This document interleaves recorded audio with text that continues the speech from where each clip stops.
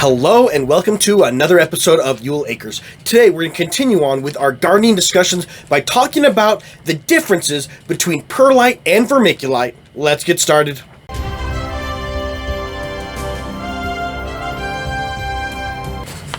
Now, if you like what we're doing, if you're gaining value out of these videos, please don't forget to subscribe, click on that bell for notifications. Not only will it help us out with the YouTube algorithm, but it will help us continue to spread these videos with each other so we can continue to learn from each other.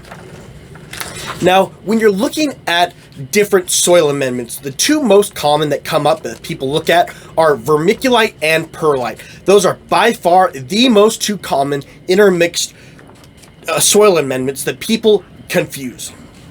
Now, this is a very understandable mistake because when you look at the grand scheme of things, they are both expanded rock when used for heating. They are both used for insulation.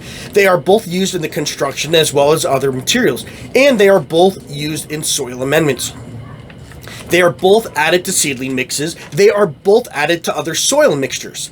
They are both going to be added in a 10 to 20% common ratio to help each other out.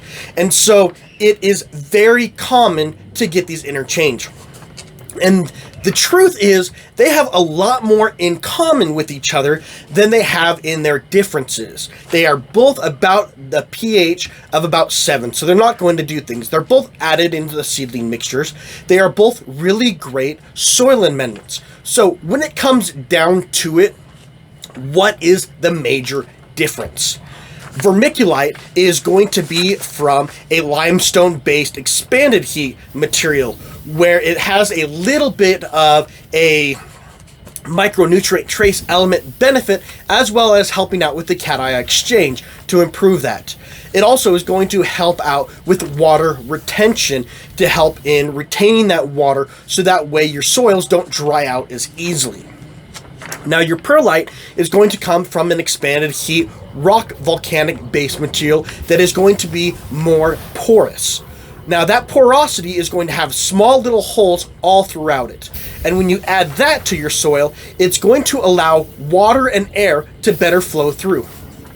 Some small minor nutrients may get caught up in that to help out with water retention, but the vast majority for the main two differences is perlite helps with water retention to allow things to better drain out, whereas vermiculite is going to help with retention of water. That is the main two differences. Now, even though there is that comparison, I still would highly encourage you to have both of them. They're both really cheap. You can get a small bag for $5 to $6 in my area, or a big bag for about $23 for the vermiculite, or you can get about $17 for the perlite. When you're making your own seedling mixes, it makes it very cheap and easy to use. Also, by and large, it is absolutely key and essential to making your seedling mixes. When you look at any standard seedling mix, no matter what the brand is, you're always going to see perlite. I bet you're almost going to see vermiculite in it. And then the other piece is going to be coconut coir or peat moss. That trifecta is going to generally be your main key factors. So, are they similar? Yes. Can you interchange them? No. They are very different in their application, but use them both, it's highly important. Thank you so much for joining us today as we took a very quick glance at the difference between vermiculite and perlite. So if you like this video, if you're gaining value from these things, please don't forget to subscribe, click on that bell for notifications. Not only does it help us out with the YouTube algorithm, but it also helps us to continue to share this material with each other so we can learn with each other. Thank you so much for joining us, and we look forward to seeing you next time.